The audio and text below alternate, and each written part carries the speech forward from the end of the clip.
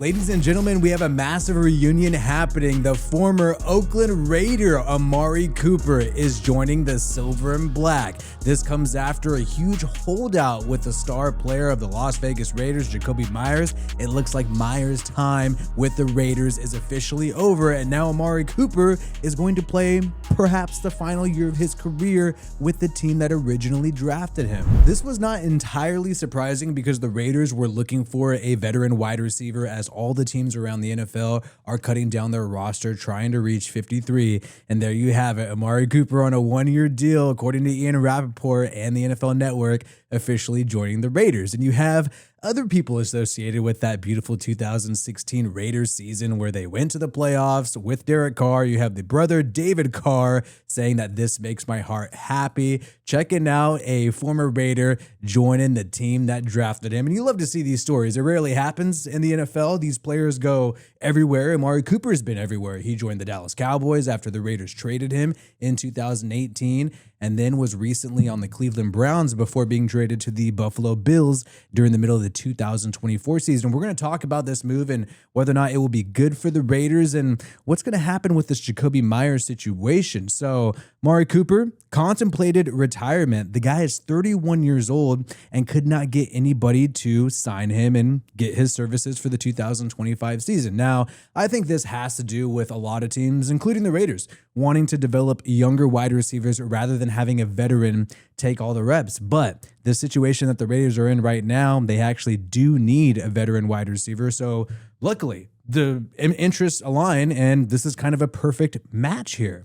Diana Rossini said other teams were interested in Amari Cooper. So the 49ers, they're dealing with issues. Brandon Ayuk is hurt, dealing with a holdout with Juwan Jennings. Looks like the Niners wanted Cooper, but it turns out Cooper probably wanted less state taxes, right? You got those Vegas state taxes, which is zero compared to the California, San Francisco 49ers state taxes. So that's a good perk for the Raiders for signing any free agent, really. And with Amari Cooper, it's the same situation here. Now, Jakobi Meyers, in the final year of his contract, making roughly over $10 million a year, this guy wanted a contract extension, and the Raiders just refused to do it. They said they had no plans to extend him and also no plans to trade him away. So Meyers requested a trade today, and it looks like the Raiders are going to send this guy away because you don't bring in Amari Cooper unless you're for sure moving on from Jakobi Meyers.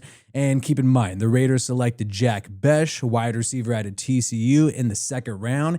He is more of a slot wide receiver, which is what Jakobi Meyers typically does. And this guy's going to need more snaps eventually, especially in 2026. So I really thought it was weird that the Raiders even had Jakobi Meyers on the roster this long because Jack Besh fills a similar role.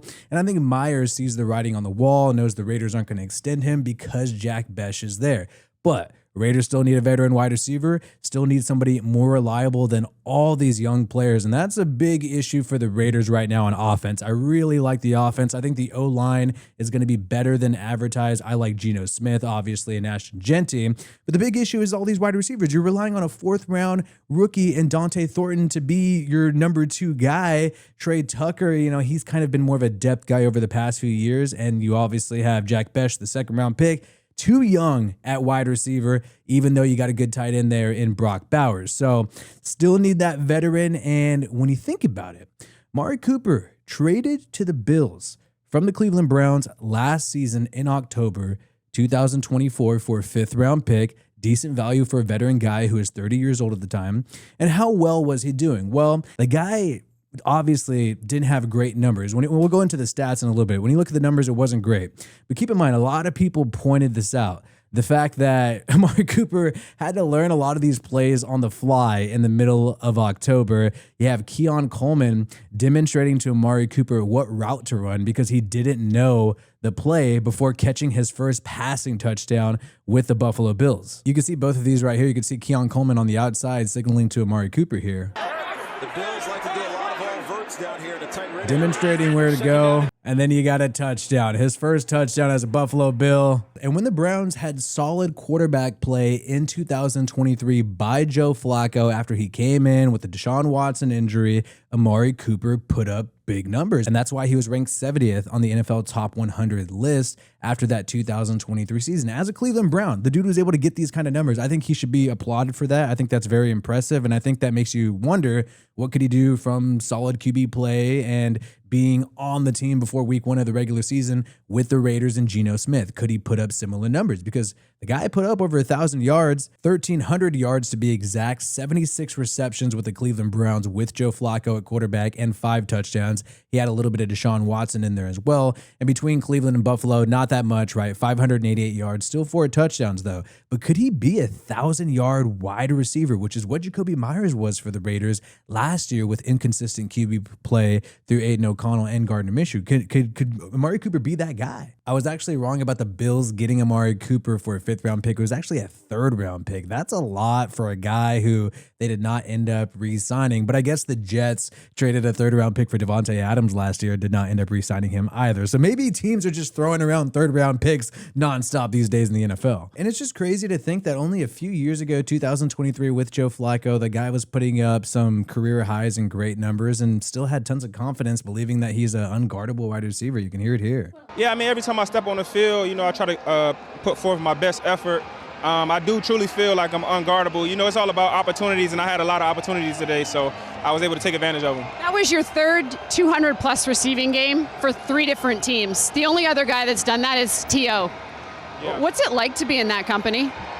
Yeah, T.O., man, I looked up to T.O., when I was a young wide receiver. He was actually my favorite receiver, so I'm in good company there. And we often wonder, was Amari Cooper happy with the Raiders? Obviously, he was excited to go to the Cowboys when he was traded away for a 1st-round pick. John Gruden sent him away, was trying to instead go the Antonio Brown route, but that did not work out, obviously. And we often wonder because Amari Cooper is kind of stoic. He makes no facial expressions. He's very quiet, soft-spoken. People thought he was unhappy with the Raiders, but turns out he wasn't too unhappy with the Raiders, and even said that the quarterback at the time is his favorite teammate of all time. Favorite teammate of all time? Derek Carr.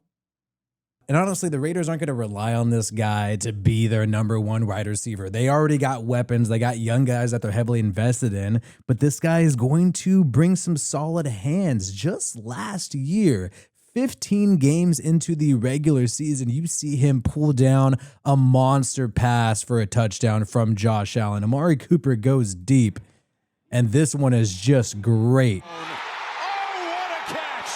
And I cannot wait to see him make catches like that in Allegiant Stadium. Something that you don't need that young guy's speed, just a straight up contested catch, battling with the corner right here and having those solid, sure hands to reel it in. Wow, I cannot wait to see him get his first touchdown as a Las Vegas Raider. Because remember, he's never been a Las Vegas Raider. He's only been a true Oakland Raider. The signing of Amari Cooper kind of solves one of the last few problems on the Raiders offense before the first game of the regular season against the New England Patriots and former head coach Josh McDaniels. Well, you got a quarterback who was drafted by Josh McDaniels, Aiden O'Connell, dealing with a fractured wrist, and this sucks for this guy because even though he didn't have a great preseason with the Raiders, I still think he is a solid backup, somebody who started a ton of games in this league and could be someone who could hold you over for a few games if, knock on wood, your starting quarterback is injured. But now O'Connell going to be out almost 8 weeks. It seems like his season could possibly be done. I don't know if the Raiders are going to put him on IR,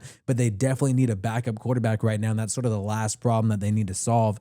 On the offensive side of the football, Dorian Thompson-Robinson, who was the quarterback at UCLA when Chip Kelly, the Raiders' new offensive coordinator, was the head coach there. He was recently waived by the Eagles. I can see the Raiders going after him. And you also have Tyler Huntley, who was recently released by the Cleveland Browns with their quarterback disaster, having too many quarterbacks to count right now in that locker room. Well, they moved on from Tyler Huntley, and I've always liked this guy. I always thought he was a solid QB. I've always been confused why he doesn't get a backup job, just a solid backup backup job. I think he's a good QB2 at around 27, 28 years old. And I think the Raiders should sign him and have him be the backup to Geno Smith because you can keep this operation running. And it's somebody who has more experience than Dorian Thompson-Robinson, a younger guy who just recently came out of college. And I think it made sense for the Raiders to go ahead and sign another veteran like Amari Cooper, even though you're trying to go younger on offense, younger at the wide receiver position, because this team is only going to be competitive if its offense could pick up the slack for the defense, which is kind of odd because the Raiders have been sort of a defensive team over the past few years. But I think through all the changes, losing players like Nate Hobbs, Trayvon Merrick, losing players at linebacker like Robert Spillane, I just think there's too much change in the secondary linebacker position. And we no longer have the smoocher Christian Wilkins at defensive tackle, who I think is a great player despite all the drama and the fact that he got released by the Raiders. I think the Raiders are going to fill his absence on the team. The fact that Raiders fans are always having to deal with players leaving the team and you got to get a brand new jersey, even though you just bought one. You had to get rid of the Josh Jacobs jersey. You had to get rid of the Hunter Renfrow jersey, the Darren Waller jersey. Well, now we could bust out our old Amari Cooper jerseys and be fine and not have to throw down another $100 to rep a jersey of a player who's currently on the roster. So bust out those Amari Cooper jerseys for week 1 of the regular season.